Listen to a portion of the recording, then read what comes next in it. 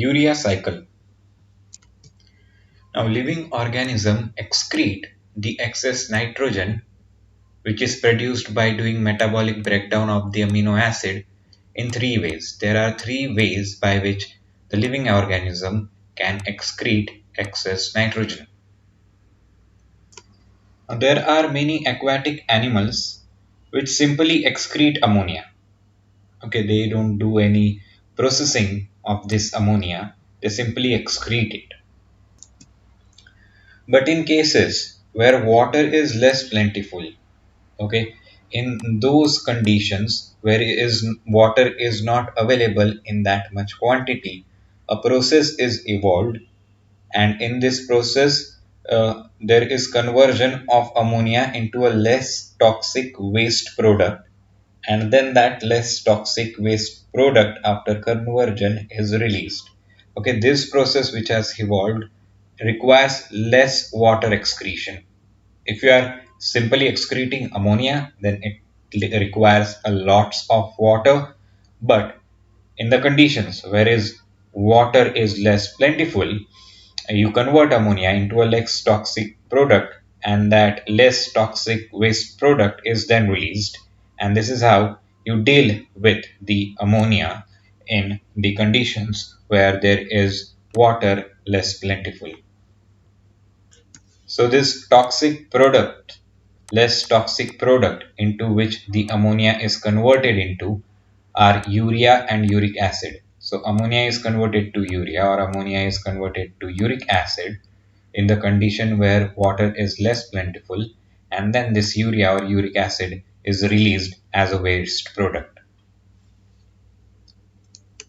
So on the basis of the waste product which an organism excrete to get rid of excess nitrogen, on that basis the living organism is classified into these three categories, that is ammonotelic, then ureotelic, then uricotelic. Okay, now these ammonotelic organisms are ammonia excreting. They excrete ammonia. Okay, so aquatic organisms are ammonotelic. Then these ureotelic organisms are there which are urea excreting. And then at last you have uricotelic organisms which excrete uric acid as a waste product to get rid of the excess nitrogen. Okay, so living organism is classified into ammonotelic, ureotelic, and uricotelic. Now this urea is formed from ammonia, carbon dioxide, and aspartate through a cyclic pathway which is known as urea cycle. So urea cycle is a cyclic pathway which is producing your urea, and urea cycle utilizes these three things to produce urea, that is ammonia, carbon dioxide, and aspartate. Now this urea cycle was discovered by Krebs and Henseleit, and that is the reason why this urea cycle is also known as Krebs-Henseleit cycle. Why? Because it was discovered by these two scientists. So they named it after their own names. Now this urea synthesis occurs in the hepatocytes, that is in your liver cells. This urea synthesis takes place, and this urea synthesis involves 5 sequential enzymatic reactions. So in your liver cells, the urea is being produced from ammonia, carbon dioxide, and aspartate. So yeah, the urea synthesis is just about 5 sequential enzymatic reactions. Now out of these 5 sequential enzymatic reactions, the first 2 reactions takes place in the mitochondria, and the remaining 3 reaction takes place in the cytosol. So your urea synthesis starts in mitochondria and ends in cytosol. Okay, the first 2 reactions are taking place in mitochondria, the remaining 3 reactions are taking place in the cytosol. Now this urea cycle begins with the formation of carbamyl phosphate in the mitochondria.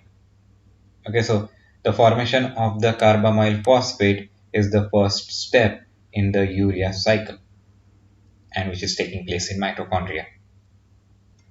Now the NH4 plus and HCO3 minus, these two are the substrate for this reaction, that is formation of carbamyl phosphate.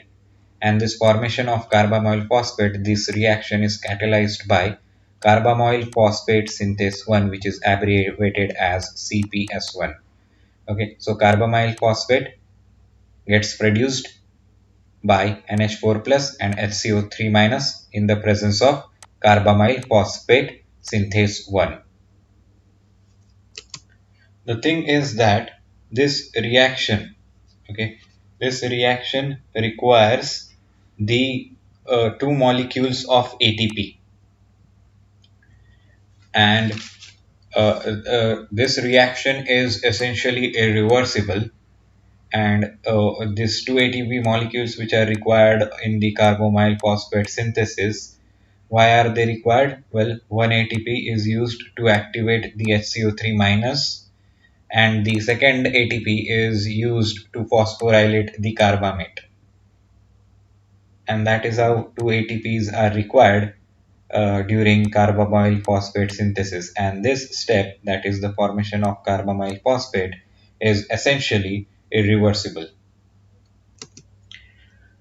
Now, this carbamyl phosphate, which is produced in the mitochondria, reacts with ornithine, and this reaction results in the formation of citrulline. So, in mitochondria, the first step is the formation of carbamyl phosphate, and the second step of the urea cycle, which is taking place in the mitochondria, is the formation of the citrulline. Okay, so the first two steps are completed. Now the remaining three steps will be continued in the cytosol, and that is the reason why this citrulline passes into the cytosol. Okay, so carbamyl phosphate reacts with ornithine. There is formation of citrulline because of this, and the citrulline then leaves the mitochondria and goes into the cytosol. Now the next three steps will take place in the cytosol. That's the reason why this citrulline passed into the cytosol.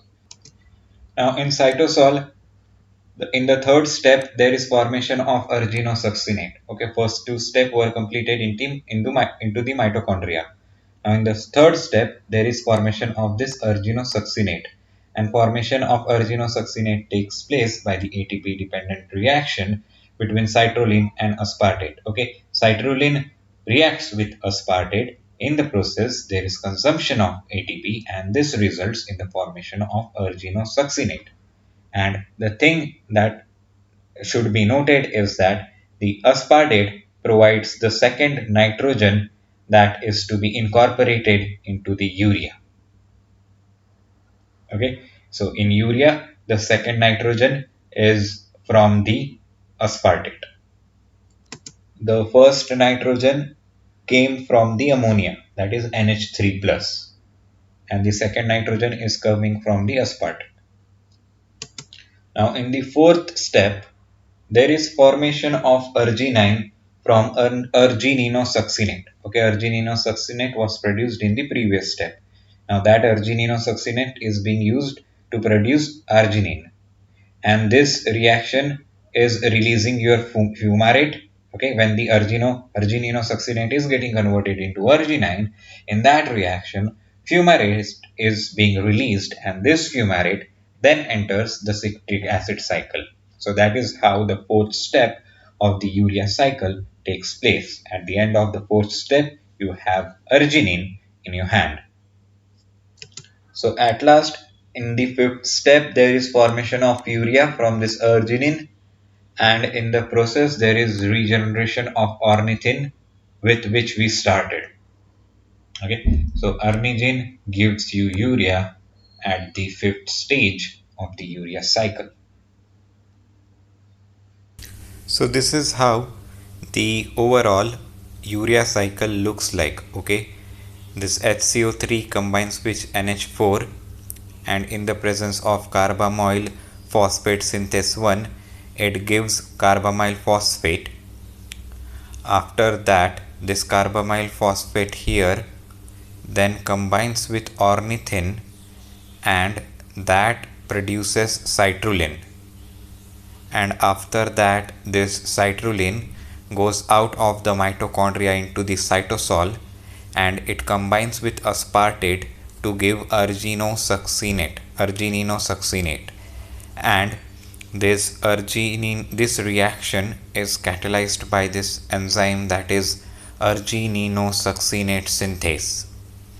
And after that, this argininosuccinate is converted to arginine, and in the process fumarate is released, and this reaction is catalyzed by argininosuccinate lyase.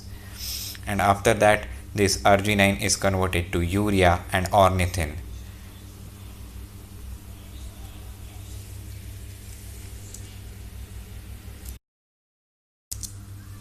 Now let's talk about the net reaction of urea cycle.